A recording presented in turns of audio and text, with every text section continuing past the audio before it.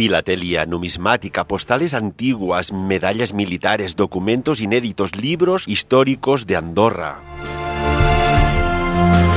Así como colecciones de euros de todo el mundo, los encontrarás en La Paperassa.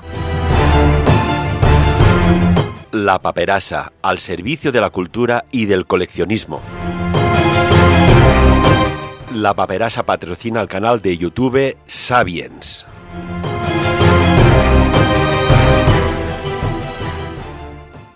Han declarado la ley marcial. Papá, ¿qué es la ley marcial?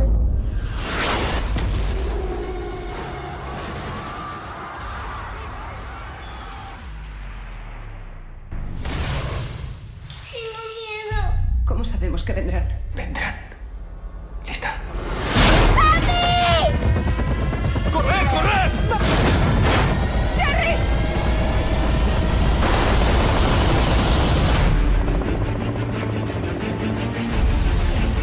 Es a escala mundial. ¿Sabemos cómo combatirlos? La costa este perdida. Moscú sigue con el bloqueo. La vida tal como la conocemos llegará a su fin dentro de 3 meses. De nosotros depende evitarlo. No dejaré a mi familia. No piense que su familia es inmune. Cuando hablamos del fin de la humanidad. Jamás os dejaría. Pero tengo que ir. Yo protegeré a las niñas.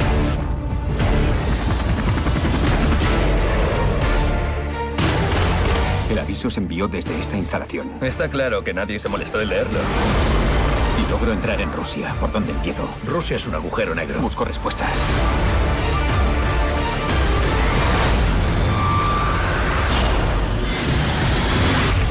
Las armas apenas sirven, ¿Está usted con la CIA? pero ellos conmigo no. Camino. ¿Queda algo en pie por ahí? Si supiéramos dónde se originó, quizá podríamos eliminarlo. Creo que tienen un punto débil. Cada ser humano que salvemos es uno menos que combatir. Muy buenos días, Xavi. Esto es como el apodo del cole, al final te lo quedas. Hasta el final le coges cariño. Es buena la reflexión que has hecho, porque el argumento de esta película se basa en la negligencia de unos pocos y que nos manda a todos al traste, pero bueno, no se aleja demasiado de la realidad. El botón de las armas nucleares está en manos de personas ahora mismo que muchos tildaríamos de unos descerebrados de mucho cuidado. Entonces, pues bueno, la ficción, como sucede muchas veces, nos cuenta algo que no se aleja tanto de lo que estamos viviendo. No es un virus para zombies, pero bueno, entre que te zombifiquen y pegues persiguiendo por ahí a la gente para pegarle bocados o te tiran un arma nuclear encima, no sé qué es peor. Porque claro, ahora, Xavi, estamos en la frontera de virus, ¿no? Virus orgánicos, el típico virus, podría ser desde el virus de la influenza, A a B, que curiosamente en la pasada campaña se vacunó las personas porque la vacuna era de un tipo, resulta que el virus mutó a otra versión y casi hizo cosquillas, ¿no? Hay el virus conocido, hay muchos tipos de virus. Pero claro, los virus informáticos, ¿qué sucede? Actúan, ahí están, alguien los dirige o ya actúan como otros programas que hacíamos tomando decisiones propias y que pueden llegar a un apocalipsis informático, por tanto, de datos, metadatos, pueden llegar incluso a hundir la bolsa mundial. ¿Qué puede suceder? Porque estas cosas nunca se sabe cómo empiezan ni cómo acaban. La definición biológica de un ser vivo es aquel organismo o ente que cumple 3 funciones. 1, se alimenta. 2, se reproduce. 3, interactúa con el medio que le rodea. Esa es la definición de la clase primera de primer año de la Facultad de Biología. Obviamente esta descripción está orientada hacia entes, seres basados en carbono, definición que quizás se está empezando a quedar un poco anticuada. Sabemos que hay bacterias xerófilas, bacterias que digamos que viven en fumarolas, en estanques hiperácidos, en volcanes, en sitios que nos dan indicios de que podía haber vida en otros planetas, porque aquí hay vida y bacterias en entornos donde se pensaba que no había. Y si hablamos de los virus informáticos, ¿se alimentan? Electricidad. ¿Se reproducen? ¿Pueden copiarse? Sí. ¿Interactúan? ¿Tienen efecto? Sí. ¿Podríamos considerarlos un ser vivos? Bueno, aquí entraríamos en la gran cuestión. ¿Están vivos los virus? ¿Se les puede considerar ser vivo? También cumplen las funciones, ¿vale? Más o menos, ¿vale? De una forma quizás un poquito mucho más tangencial, ¿vale? Quizás como el virus informático, pero lo que no es innegable es el impacto que tienen sobre la vida. Y una cosa, si nos enseña la ciencia a fecha de hoy, es que la vida tiene una capacidad para abrirse paso y para prosperar, algo espectacular. Por lo tanto, llegar a considerar a los virus informáticos como un ente vivo con capacidad de interactuar con la vida o no considerarlos, pues sería lo mismo que considerar o no a estos virus basados en lo orgánico. Desde el momento que nuestras vidas están ligadas al componente tecnológico, como son las redes sociales, como son ordenadores, sistemas informáticos que pueden incluso, o micromáquinas que regulan el corazón de algunas personas, o implantes que podamos llegar a tener, cuanto más nos mezclemos, cuanto más incorporemos tecnología a nuestros cuerpos y a nuestras vidas, este tipo de entes, organismos, o como le queréis llamar, obviamente cada vez tendrá más impacto. Matar de forma directa o indirecta, yo creo que es irrelevante. O sea, un virus como que lo que hace es que, no sé, no puedas beber leche, a lo mejor no te mata, a menos que solo tengas leche para beber. Por lo tanto, un virus que a lo mejor colapse un sistema financiero directamente no te mata, pero puede causar la muerte de millones de personas por la ineficiencia de los sistemas actuales, con lo cual potencialmente son igual de peligrosos. Decía que la vida se abre paso de formas insospechadas. 26 de abril de 1986. No sé si alguien le recuerda esta fecha a alguien. Hombre, por favor, Xavi, vaya fecha. Chernóbil. El accidente de Chernóbil. Qué susto tuvimos. El accidente de Chernóbil, Pripyat, aquella ciudad de la cual se han hecho hasta videojuegos y ahora se hacen tours guiados para turistas.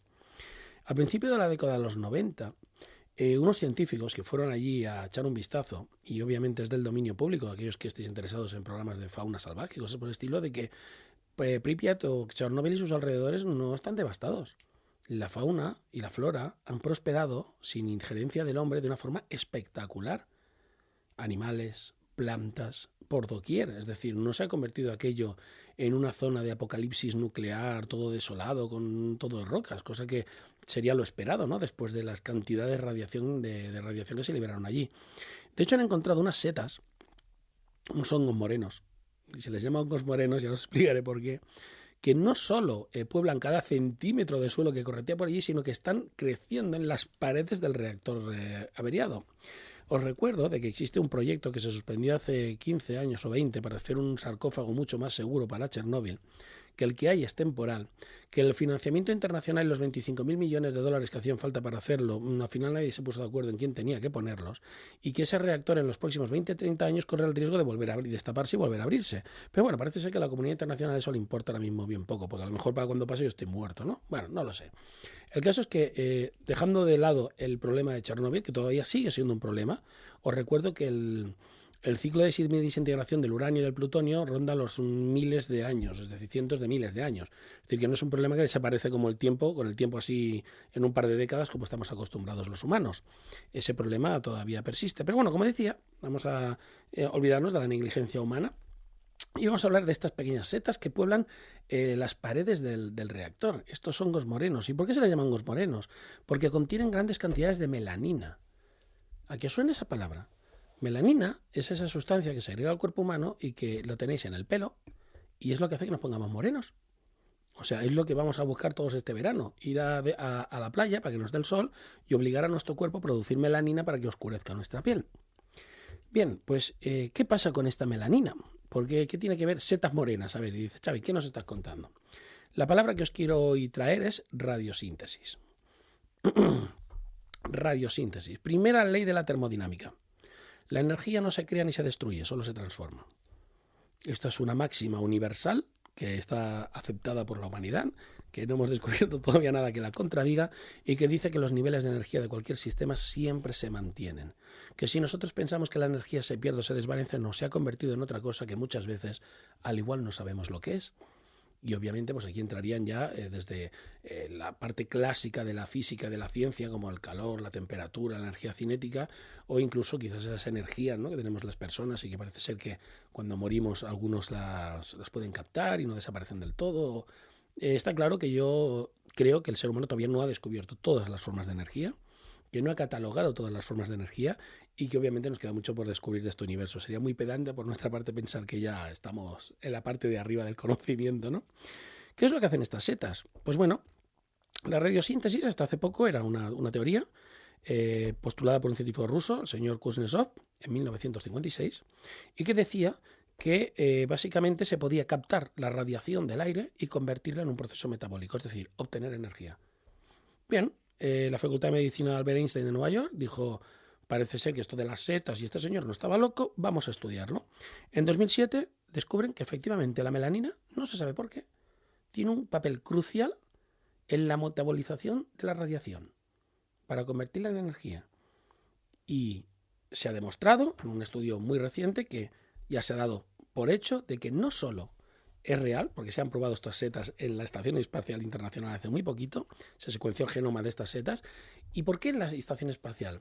El espacio, en cuanto salimos de la ionosfera, esta burbuja azul que nos rodea en el planeta Tierra, hace que todo el espacio que hay más allá esté bombardeado constantemente por grandes cantidades de radiación.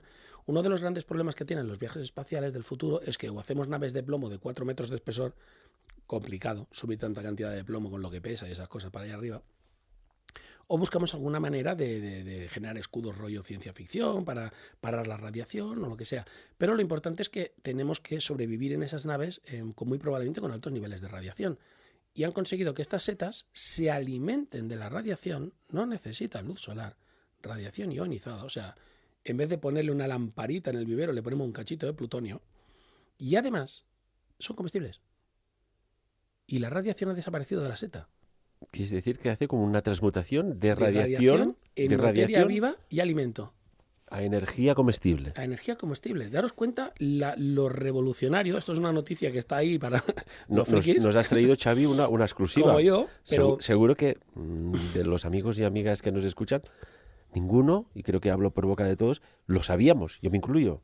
O sea, pensar que los hongos es una especie botánica muy particular, no se considera bien del todo una planta, ¿vale? Pero el hecho de coger y de encontrar un organismo vivo que es capaz de absorber radiación, o sea, fijaros que incluso podía utilizarse el hongo para descontaminar zonas.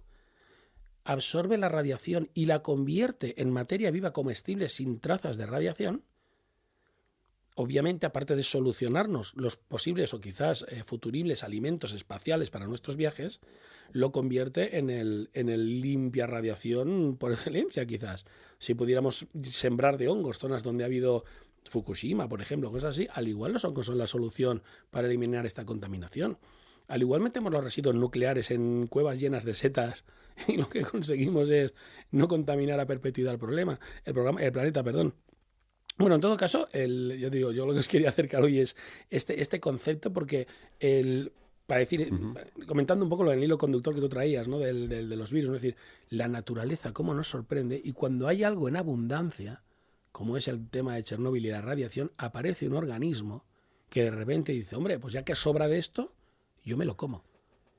Y me viene a la cabeza, y perdona el inciso, Xavi, esto que estás diciendo, si estuviera aquí sentado entre nosotros Marie Curie, la que le puso nombre a la radioactividad, que le dieras este dato, que hay setas que transmutan la polaridad de la radioactividad en una polaridad no tóxica, y esta seta además es comestible. Sí. O sea, de hecho, y si es capaz de transmutar esta radioactividad, imagínate el nutriente que debe ser.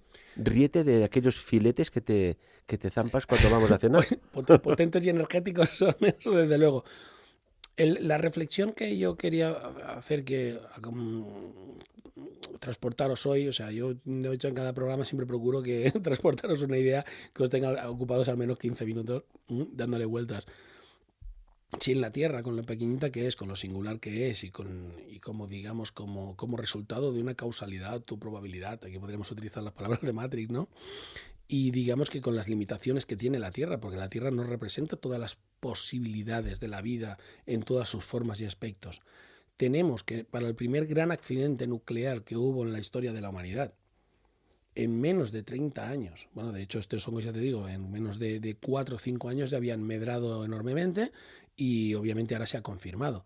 Aparece una especie viva de la nada, capaz de sobrevivir en ese entorno. Quizás estamos subestimando la capacidad de la naturaleza para medrar. Obviamente esto no pretendo que sea ni mucho menos una lanza a favor de todos aquellos que abogan como el señor pelo zanahoria, siempre es que me viene a la cabeza este hombre, que dice que la contaminación no existe, que el efecto invernadero no existe, y que no estamos contaminando el planeta. La contaminación es un hecho que degrada a un montón de especies y que mata y que está acabando con hábitats enteros, es un hecho. Pero quizás, y ahora aquí rompamos una lanza por la capacidad del propio planeta, no por la importancia de aquellos conservacionistas que nos hacen ese trabajo diario de darnos la alerta de que nos estamos cargando el ecosistema. El futuro de la humanidad puede que no sea, o de la Tierra, no sea un mundo devastado y totalmente desolado. Puede que ante una gran guerra nuclear, puede que ante una contaminación masiva del ambiente, medren simplemente otras especies que hayan mutado, como tú bien decías, porque estas setas no se conocían, y son más de 200 especies de setas las que han descubierto allí, no una ni dos. 200 especies de hongo diferente que medran en entornos de radioactividad. Pero una cosa, claro, la seta, este hongo, no surge de la nada, tiene que haber la espora para que se genere, y las condiciones, ¿no? Por ejemplo, el rovelló necesita que haya pues una humedad, un sol, pero también unas raíces de pino. Esta seta, en su parte más protoprimaria, es una espora, pero esa espora estaba ahí o alguien la ha diseminado justamente en campos de radioactividad. Y me viene a la cabeza porque, Xavi, hace años pude leer un documento desclasificado de la antigua policía secreta, la KGB, en la cual, y hay el informe, al poco después de haber la fuga radioactiva de Chernóbil, apareció un ingenio aeronáutico, un objeto volador y no estaba identificado, en el cual los índices de radiación, hubo una contrarradiación muy potente y de lo que podía haber fulminado prácticamente o irradiado todo el continente europeo, porque llegó hasta España, a cantidades pequeñas, pero llegó la radiación hasta España, centro-norte de Europa, Bosnia-Herzegovina, Noruega, Suecia, etc. Hubo una contrarradiación. Es que quizás, aparte de esta contrarradiación, se diseminaron allí en Chernóbil, en aquellos 30 kilómetros de perímetro que normalmente cuando hay un escape nuclear se marca, se liberaron también esporas de este hongo para ir depurando, ir naturalizando todo el terreno. ¿Qué puede ser? Obviamente es una posibilidad, como otras muchas cualquiera. Yo prefiero creer de que la radiación biológicamente está estudiado y se sabe que es uno de los factores de mutación más importantes. Es decir, los factores de mutación pueden ser de un organismo vivo, pueden ser medioambientales, pueden ser por cambios de temperatura, por cambios en el caso de una planta, de acidez del suelo, cualquier cosa. Pueden ser por procesos naturales. Procesos naturales, en la eterna replicación del ADN se producen errores en esas cadenas. No es una secuencia matemática y las mismas proteínas que replican ADN se pueden equivocar, meter bases equivocadas. Ahí se produce una mutación natural o pueden ser mutaciones inducidas por la radiación. Obviamente, en un entorno tan altamente radioactivo como Chernóbil, la causa más probable de la mutación de una espora de un hongo creo que queda bien clara que puede ser la radiación. Ahora, también dice la biología que ante toda mutación la probabilidad de que la mutación aleatoria sea beneficiosa es muy improbable, y que tengas mutaciones beneficiosas, digamos, es lo menos probable de todo. Sí, entonces, porque Xavi, si me permites, recuerdo que no hace muchos años pude ver unas fotografías de las mutaciones en animales y personas que fueron irradiadas cuando hubo el escape radioactivo, y realmente hay algunas que ni la ciencia ficción en las películas se puede acercar en las malformaciones, ¿no? Porque claro, los isótopos radioactivos van directos a la estructura y al ADN. Y hay mutaciones, como bien dices tú. Correcto, la radiación ionizada, que se llama, digamos, lo que hace es romper las cadenas de ADN de los organismos vivos, y digamos que cuando luego se secuencian incompletas, faltan trocitos, etcétera, etcétera, y eso da ese tipo de malformaciones. Como decía, normalmente una mutación beneficiosa es complicada.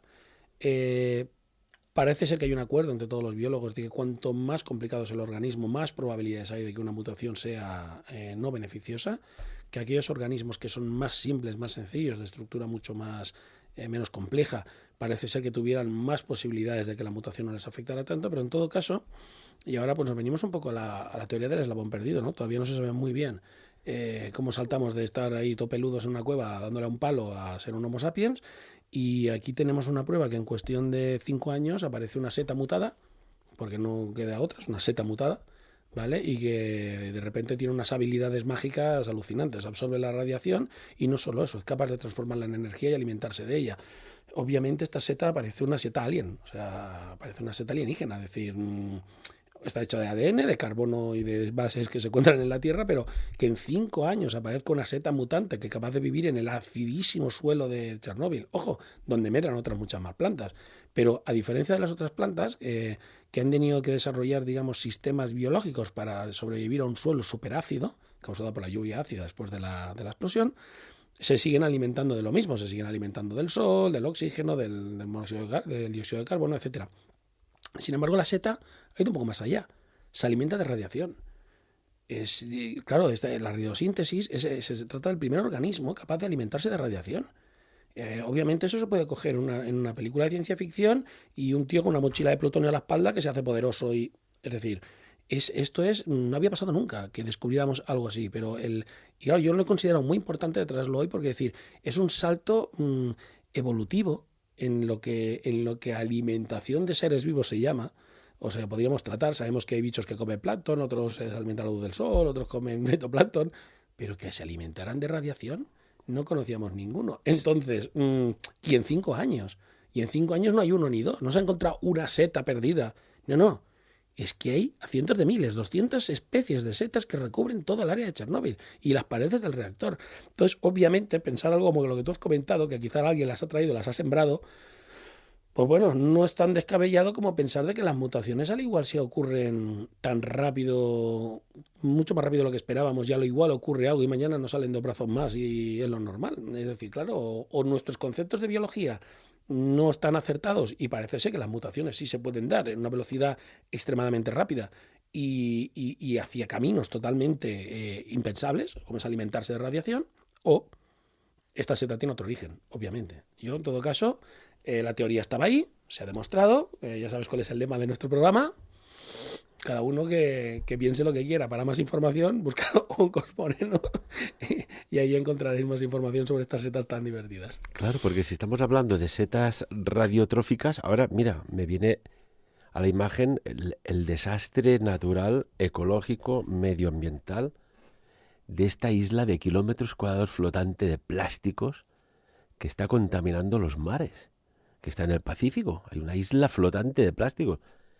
Si de alguna manera podría también generarse algún tipo de plancton, en este caso, para que fuera degradando y convirtiendo el plástico derivado de los hidrocarburos, del petróleo, concretamente, en fitoplancton ultraenergético. De hecho, hay un estudio que digamos, ya se han desplazado más de un barco a la gran isla de plástico para intentar liberar una serie de bacterias, ¿vale? Porque digamos que el ser humano, si una cosa tiene capacidad, y eso es una cosa que creo también nos engrandece, y es que es un poco que seguimos el lema de lo perdido saca lo que puedas.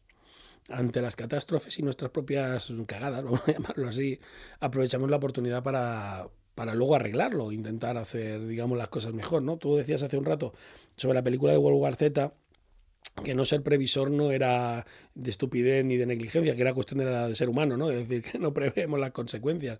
Se están intentando estudiar bacterias que degraden los plásticos, ¿vale? Serían una solución enorme para la cantidad de miles de millones de toneladas de desechos que genera la humanidad y sobre todo para volver a reciclar o volver a meter dentro de la cadena todos estos plásticos.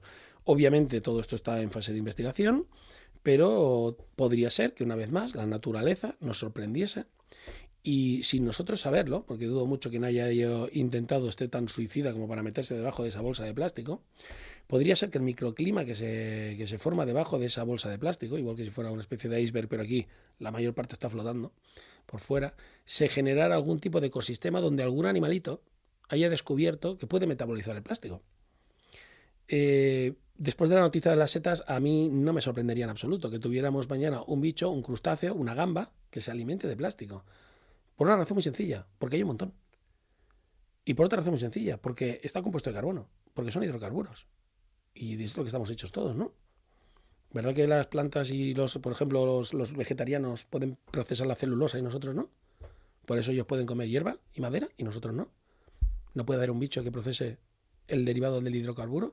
Yo ya a estas alturas pienso que nada es imposible, por lo tanto me cuido muy mucho que de aquí a unos años se descubra algún animalillo que digan, uy, pues si la bolsa de plástico está disminuyendo y es porque por algún proceso donde interfiera algún animal o alguna planta se esté descomponiendo o degradando ese alimento o cantidad de energía potencial. El instinto de la supervivencia. De hecho, hay un laboratorio japonés que ya tiene un microbio, tiene una bacteria que está trabajando en ello, de estos nombres que le ponen tan curiosos, ¿no?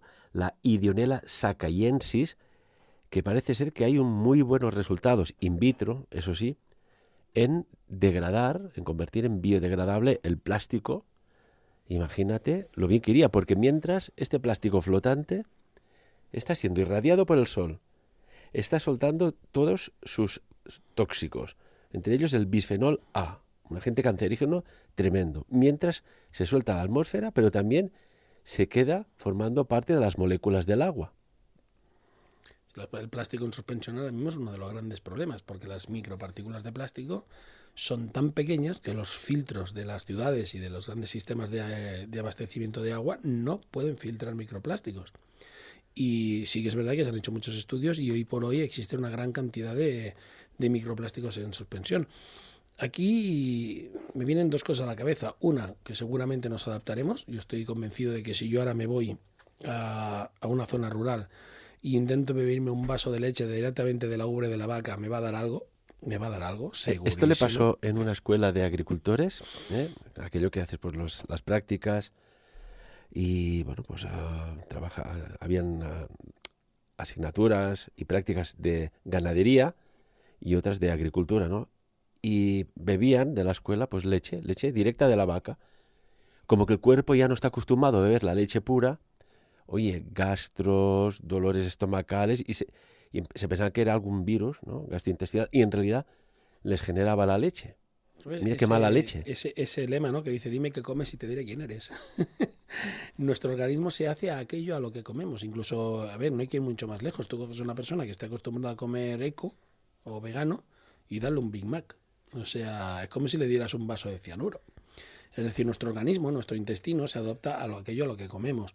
Por lo tanto, en este sentido, yo creo que a menos de que los microplásticos se empiecen a acumular en los riñones, nos los plastifiquen y nos maten, lo que es el intestino se acostumbrará a dejarlos pasar, mientras no pasen a la sangre. Entonces, al igual... Quiero decir que yo creo, vuelvo otra vez a confiar en la capacidad de la naturaleza para adaptarse a todo lo tóxico que nos rodea, que no solo esto. En épocas remotas, a lo mejor, pues mirar, en la época romana utilizaban cañerías de plomo, las contaminaciones de plomo eran generalizadas y no morían todos como ratas, es decir, morían algunos por contaminación de plomo, pero la mayoría sobrevivían y medraban en las ciudades romanas, pese a que su agua tenía una gran cantidad de plomo. Pero el que sí explica que había tanta patología mental derivada de la contaminación del plomo. Porque acaban tostarados. Pero bueno, también, sobre todo es que estaban muy mal. En los gobernadores, pero yo creo que eso ya no era solo por el plomo, pero en general sí.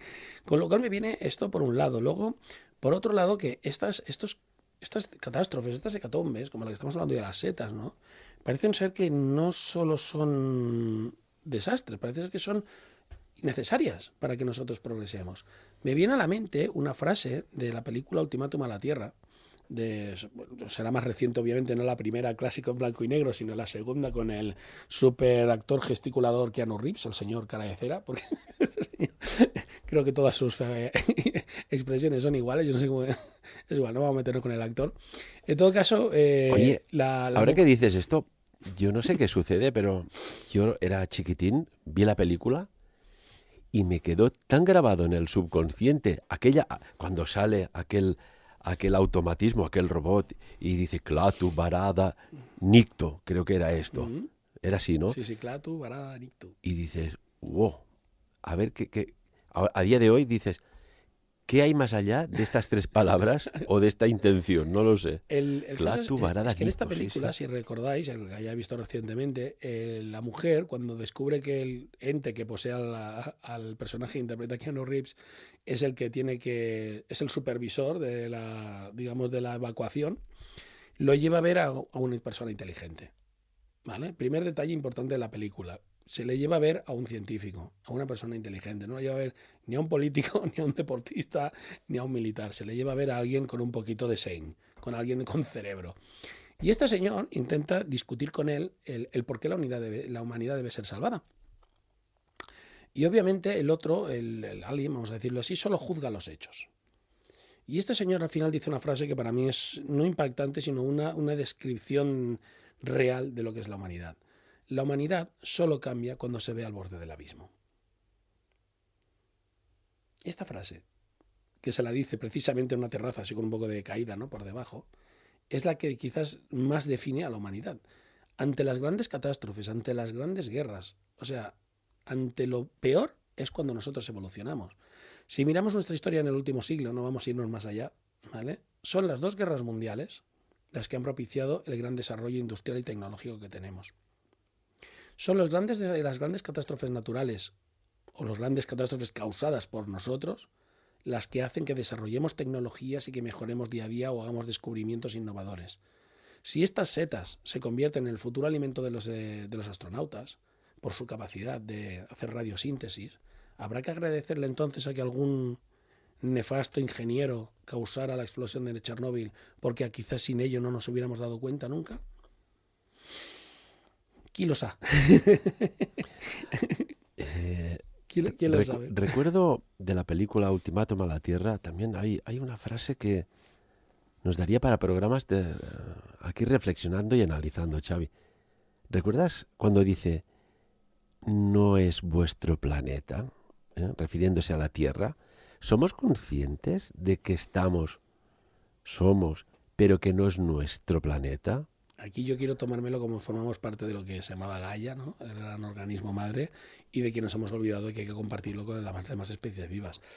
Bueno, ¿qué vamos a decir? Eso es como cuando... Y mira, permíteme, ahora se está con mucha prisa intentando ir a Marte, a colonizar Marte, y esto está aquí ya, se está trabajando a marchas forzadas. Claro, Marte tampoco es nuestro planeta. ¿Y si un día vamos a algún sitio que haya un propietario o lleve más tiempo por aquel derecho adquirido?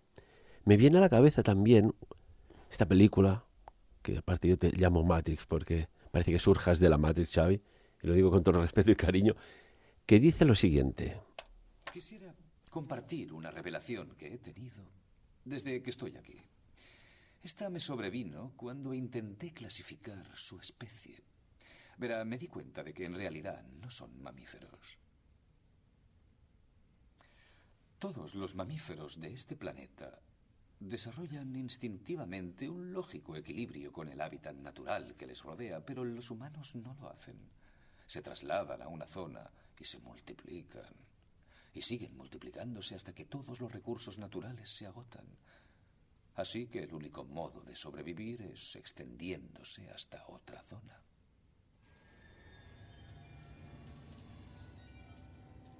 Existe otro organismo en este planeta que sigue el mismo patrón. ¿Sabe cuál es? Un virus. Los humanos son una enfermedad. Son el cáncer de este planeta, son una plaga. Y nosotros somos la única cura. Estamos hablando de que hay una cura. A mí me viene la idea conejos. Australia. Conejos. No hay Conejas no, conejos. conejos. Australia. Sí. No hay depredadores para el conejo. Plaga.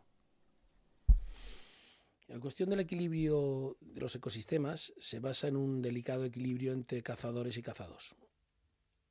Cuando los cazadores acaban con gran parte de sus presas, ya no tienen alimento y se mueren porque no hay alimento.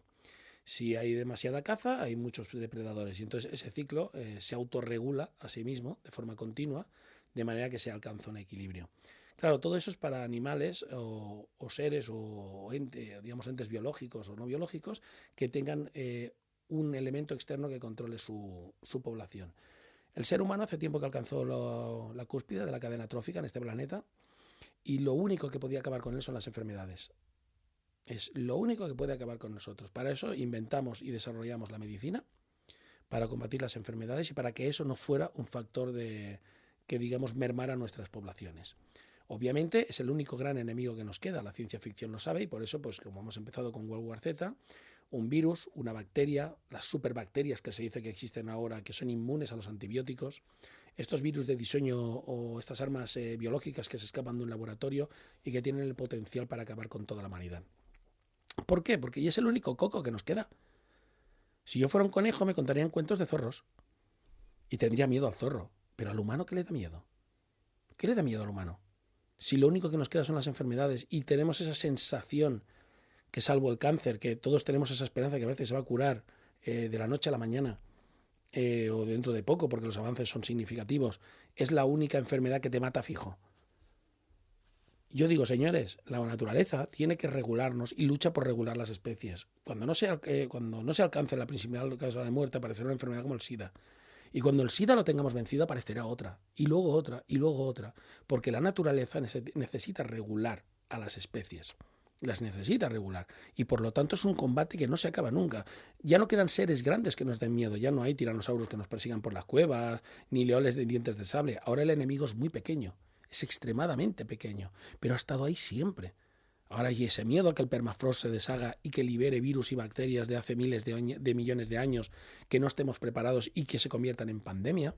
Claro que sí, pero es que eso forma parte del juego de la vida. ¿O es que acaso nos pensábamos que por estar arriba nos íbamos a escapar de este ciclo de que siempre hay alguien que puede acabar contigo? ¿Tú crees en una naturaleza inteligente? Yo creo en un sistema inteligente. Cuando un sistema ha estado funcionando durante tantos millones de años de forma autorregulada sin llegar a destruirse, lo que me está diciendo que el programa Naturaleza 3.0 que tenemos, o 2.0, la versión que sea, es tan bueno que no tiene fallos. Y por lo tanto, es un poco como la película de Matrix, se autorregula y si no encuentra las maneras para regular cuando las poblaciones se desestabilizan.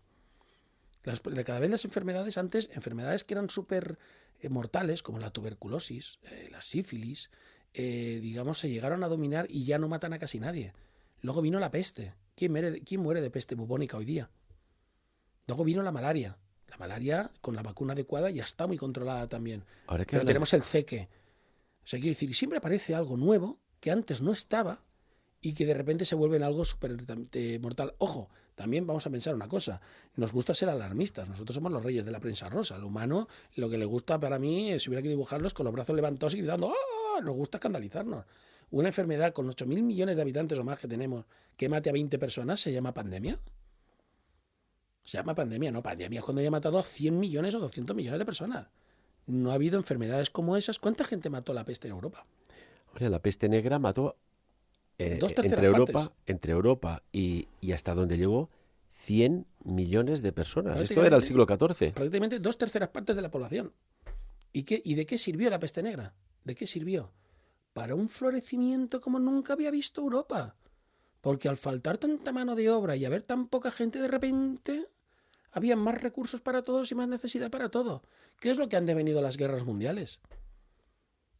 El florecimiento de las economías. Con o sin deuda, dependiendo si eras el ganador o el perdedor, pero Estados Unidos floreció gracias a todo lo que le han estado pagando todos los países que le debían de la Segunda Guerra Mundial. Incluso Alemania, que pese a que debía y se acabó de pagar las deudas de guerra hace poco, se ha convertido en la primera potencia europea. Es decir, las desgracias, aquí yo me vengo a la teoría del del jardinero. ¿Qué queremos hacer para que un árbol crezca sano y fuerte? Cortarle las ramas enfermas y las débiles. Lo podamos. Y entonces el árbol crece fuerte y sano. Nos estamos esforzando día a día en hacer que la sociedad arrastre, y a esto sonará muy fuerte, arrastre a los débiles, a los enfermos y a aquellos que no son productivos, por humanidad. Pero no es natural. Tenemos que ser conscientes que no es natural. Y seguro que lo que acabo de decir os parecerá o muy fascista o muy de locos. Me da igual, no es natural. La naturaleza dice que los fuertes prevalecen.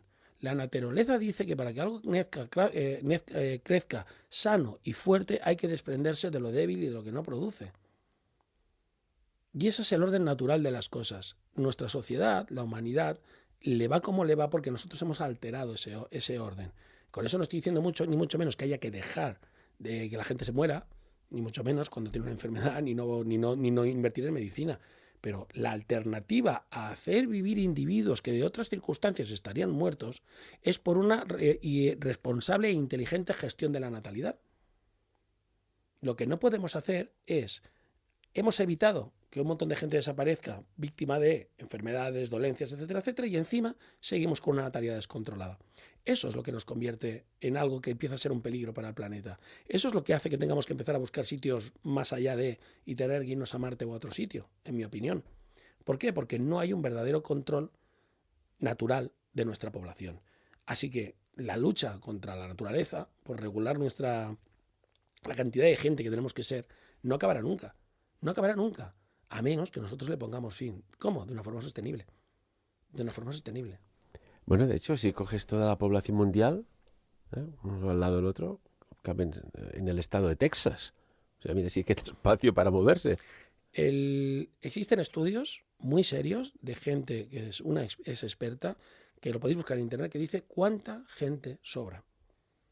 Ojo, ¿cuánta gente sobra? Un estudio que, según el cálculo de la capacidad de producción de este planeta a nivel de recursos y repartiéndolos equitativamente, más o menos, obviamente no vamos a ver con la riqueza y la pobreza, repartiéndolos equitativamente a todos los individuos, es decir, a tantos litros de agua por día por individuo, etc., tantos kilos de comida, tal, te dice cuánta gente sobra. Y ahora mismo, según ese estudio, si no voy desencaminado, dice que sobramos 1/3 de la población mundial. Significa que, según este estudio, obviamente, este señor puede estar más loco que yo, dice que sobran 2.000 millones de personas para que el mundo sea sostenible con el ritmo de producción que tenemos. De hecho, en la BBC salió una publicación que a día de ahora somos 7.300 millones, ahora. Para el 2030 serán 8.400 millones. 2050, 9.700. Y para el 2100, 11.200 millones de personas. Al ritmo de crecimiento actual. No hace falta ser un genio que cuando no haya comida para todos ya sabemos qué va a pasar. Ir comprando un rifle. Porque no hay otra solución. Cuando las especies, y aquí volvemos a aprender de la naturaleza, que es muy sabia. ¿Qué pasa cuando un grupo de depredadores, una manada de depredadores se queda sin caza en su territorio? Se meten en el del otro. Y se produce una masacre. Hasta que solo queda un grupo ganador y el otro se tiene que ir. Esto se ve entre orangutanes y mandriles. Son monos. Lo más próximo a nosotros, son mamíferos superiores. Incluso entre clanes de leones. Hacen incursiones tipo guerrillero para expulsar al que está establecido de sus tierras y quedarse con sus territorios de caza y comida. Recordar que, y esto es un tema que la ciencia ficción trata mucho, de nuestra sofisticada, legal, social y ética sociedad a la más pura anarquía, hay un paso. Hay un paso. Quédate sin electricidad, quédate sin nada de comer. Ve a tus hijos llorando y te aseguro que la involución mental que sufrimos todos es drástica e instantánea. Yo el primero, lo reconozco. No tendré ningún reparo en coger un hacha y hacerme con lo que necesite. Vosotros, solo pensadlo.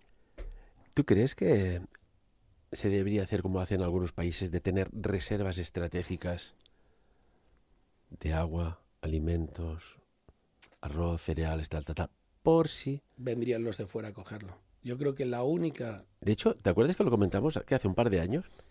Salió un comunicado del Ministerio Interior de Alemania de que recomendaba tener, existencias, agua y alimentos como mínimo para un par de semanas. Y los americanos en sus casas tienen sus búnkeres con armas y de todo. Yo creo que no pasa por ahí. Yo creo que la gestión responsable de la tierra y de los recursos pasa por lo que hace China. O se controla la natalidad en todo el mundo, y obviamente no es el problema de los mundos más occidentales que tenemos tasas de natalidad negativas, o empezamos a controlar la natalidad por el bien de todos, ¿vale? Cueste lo que cueste, y esta frase ahí la dejo porque obviamente también tiene muchas connotaciones, irte a un país sudafricano y decir, no señores, voy a empezar a esterilizar a todos y aquí os dejo tener un hijo por pareja, máximo 2, de eso de 8 hijos acabado. Ahora, garantizar que puedan vivir, que no se mueran de hambre, por otro lado, porque claro, si los dejamos morir de hambre, tienen 2 y se le mueren con 3, 4 añitos, como está pasando ahora, pues obviamente es como si no hubieran tenido a ninguno. Vamos a garantizar que todo el mundo tenga comida, que en los países pobres no haya hambre, pero vamos a regular su natalidad a cambio. ¿Esto pasó en la Alemania post Segunda Guerra Mundial? Era raro que un matrimonio tuvieran 2 hijos, había uno. Es lo que está pasando en China. Yo creo que hasta que no nos concienciemos y esa medida se aplique a nivel planetario, vamos hacia un camino que no me gusta nada. No me gusta nada, porque ahora, y la inmigración ilegal la tenemos al orden del día, es un problema. Mañana puede ser que no vengan en pateras y muertas de hambre, sino que vengan en pateras y armados. O sea, y no les habremos dejado otra salida. Nosotros, los que gobernamos el mundo, Occidente. Basado en lo que dices tú, ¿no? Si no hay alimento, si no hay comida, me voy donde sea. ¿Qué tienes que perder? Xavi, acabaremos con unas palabras de Charles Darwin, que dijo en su momento, no es el más fuerte ni el más inteligente el que sobrevive, sino aquel que más se adapta a los cambios. Xavi Cerro, como siempre, de XCOM, un hombre que está vinculado al mundo de las defensas informáticas. Muchísimas gracias por tenerte con nosotros. Un placer, como siempre. Espero os haya gustado. Y tanto que sí, interesante. Y lo que decimos siempre, va, Xavi, dilo tú, por favor. Que cada uno saque sus propias conclusiones. Sapiens. Dirigit i presentat per Ferran Prat.